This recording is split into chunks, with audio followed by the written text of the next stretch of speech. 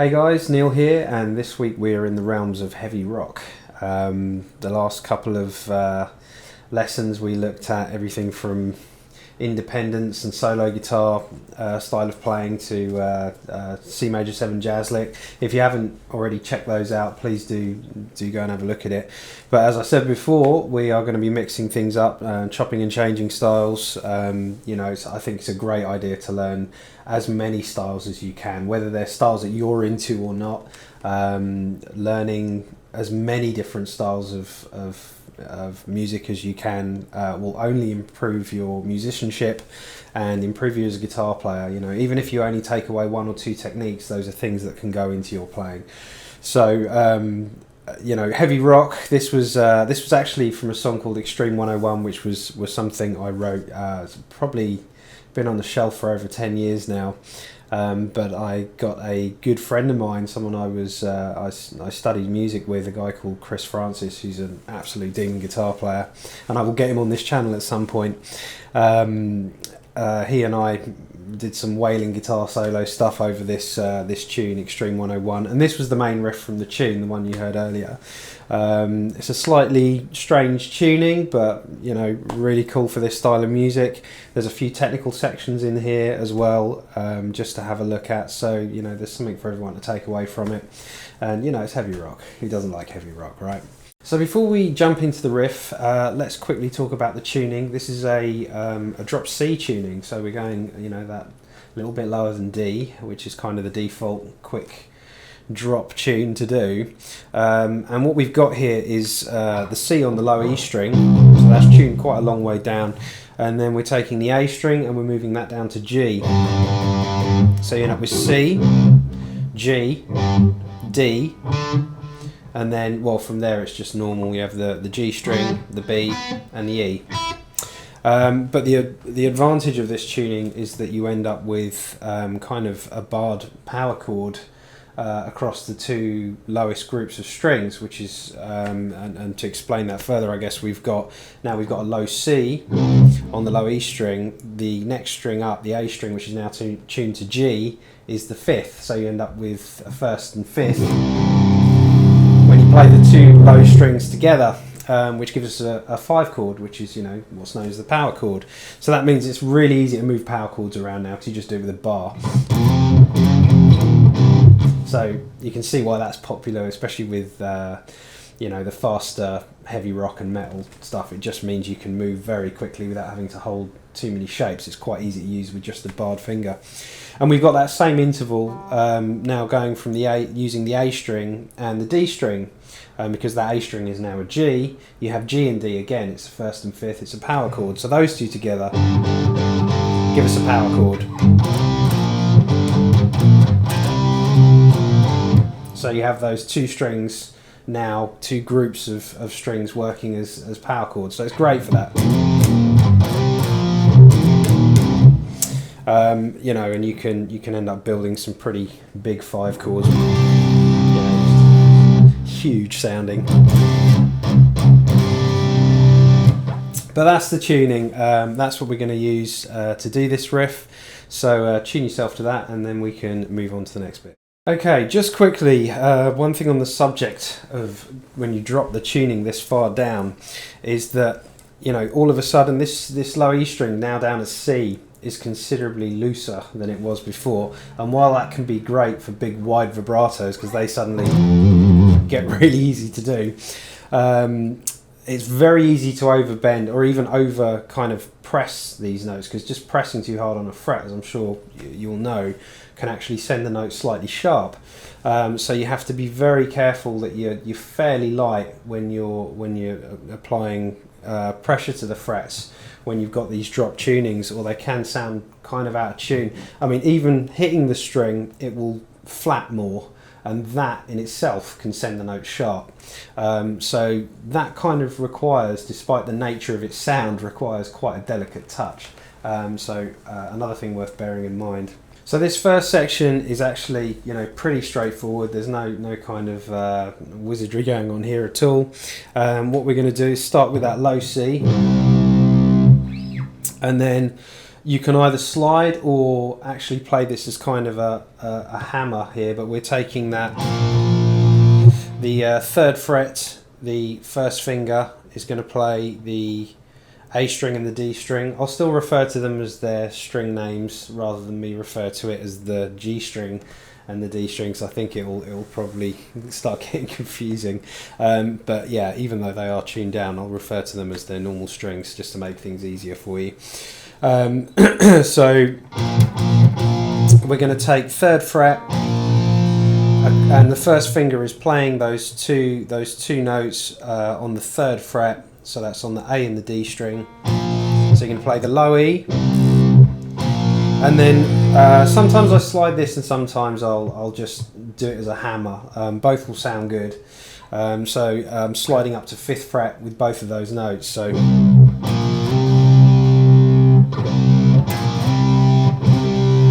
you're kind of sliding into that C5 power chord. Or the other way to do it is to hammer. So you can actually get your 3rd finger and keep it nice and flat, because you're actually hammering down onto 2 notes here. So you're going to strike those two notes for that power chord, and then actually slam that 3rd finger down to hammer those 2 notes out, which gives you that effect. So the first part of the riff.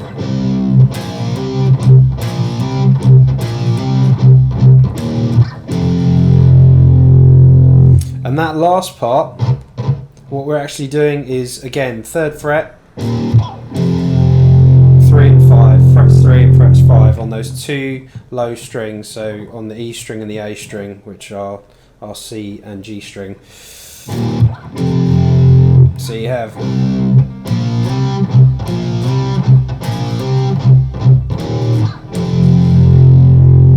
and just one more time, a little slower.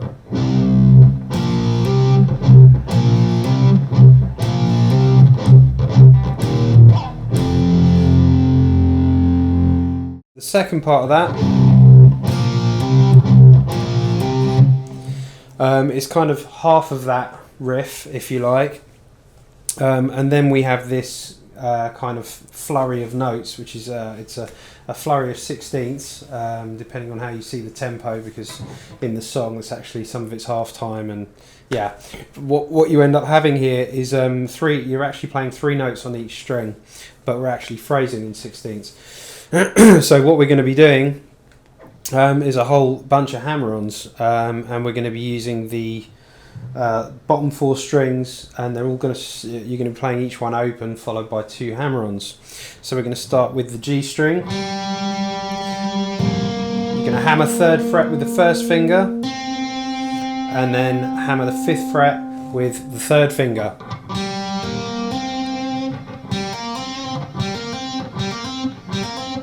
You're going to repeat that exact same thing across the next 3 strings. So moving down to the D string.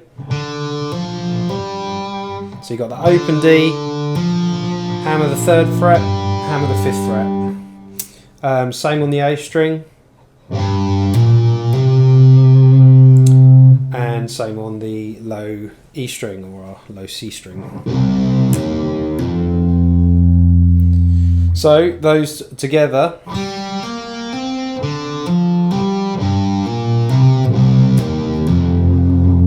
And then we're going to come back and do the same group of open hammer hammer back up onto the A string,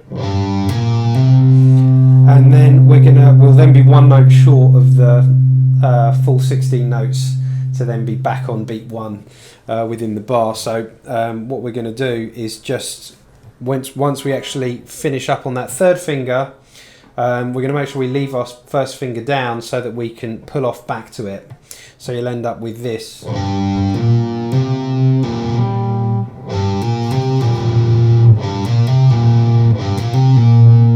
Like that. So you end up with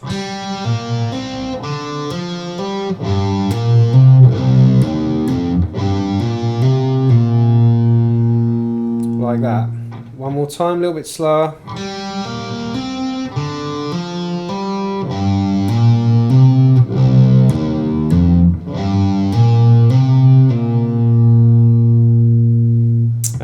bit faster.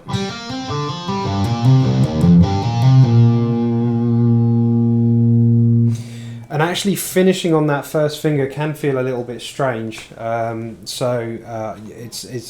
always a good idea just to isolate those little technical sections and practice those over, and also try and keep them really even. That, I can't stress that enough. It's not going to sound good if it's not nicely syncopated. If you end up with this, it's just, it's going to not sound good. As you finish that, you're basically back to then start that main riff again.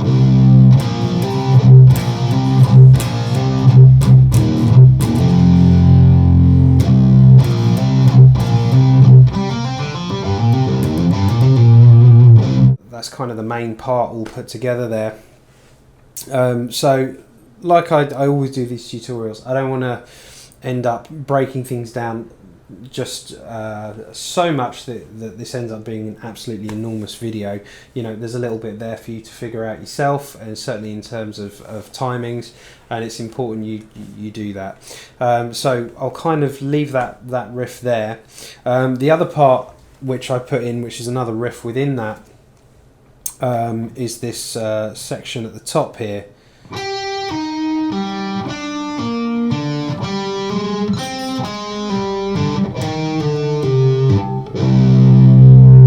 Which sounds like a really odd collection of notes when you play it that slowly, but it works as you speed it up. So that riff is, this is probably a little bit trickier now, this section, because we've got a bit of stretching to do here, and it's that same 16th note division, so it's quite pacey. But, as I always do with these things, I employ, hammer-ons and pull-offs to make things efficient and to make sure they're consistent every time you play them. Again, congratulations if you can pick all that flawlessly. I'm very jealous, but it's not something that I can do. So I always try and use hammer-ons and pull-offs to to make things, as I said, efficient and consistent. So that lick is going to be starting on this G note here with your little finger on 12th fret. And then what we're basically going to do is we're going to be pulling off all the way to the open string here. So we're going to have our first finger, and that is on fret 8 on the G string. As I said, our little finger on fret 12 on the G string. You're going to start with them both placed down. You're going to play that G string. You're going to pull off to the first and then pull off to the open. And then you're going to repeat that exact same thing on the D string. Same fret, same position.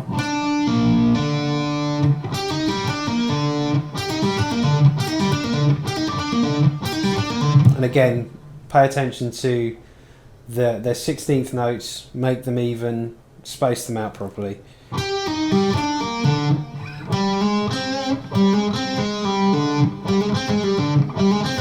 So this next section, you're going to be playing first finger on the 5th fret on the D string, and you're going to hammer onto the 6th fret with your second finger.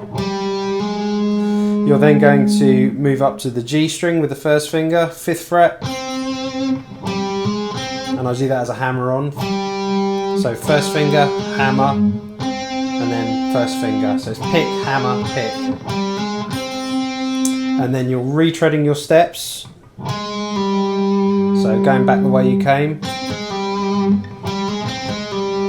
And then you're finishing that with a pull off on that D to open. Like that. And then the next section, you're then moving to the A string, and you're putting your little finger on fret 8, and that is going to pull off to fret 7, and then from 7 to fret 5. So it's all on one string, this next section. And then finally to the open A string, which of course is our G note. And then finishing finally on that low C.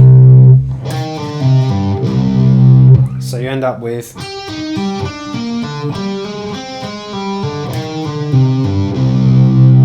like that.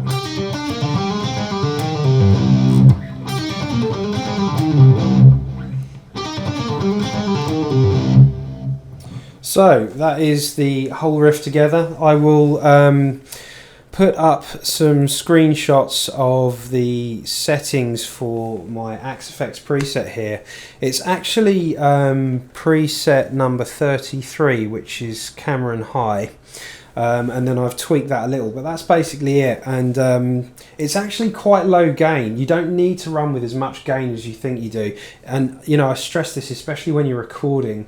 You know, if you're double tracking a guitar part and then splitting it up left and right, you don't need to record with anywhere near the gain you think you do to get that heavy sound. And I've certainly found I'm moving towards that you know, kind of clarity over saturation, where I prefer as much of the tone of the guitar to come through, but just enough gain to achieve the effect. But you know, even though that is quite a heavy sound for me anyway, it's not actually a particularly heavy sound. It's actually, you know, quite, you know, it's not an awfully large amount of gain.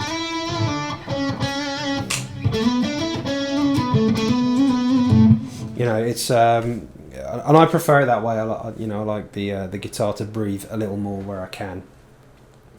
So yeah, that kind of covers everything. I'll also put the original recording of this this very early demo that me and Chris played over, using that old version of Logic and the very early guitar rig and some of my pretty awful early programming drums, which is yeah, quite interesting.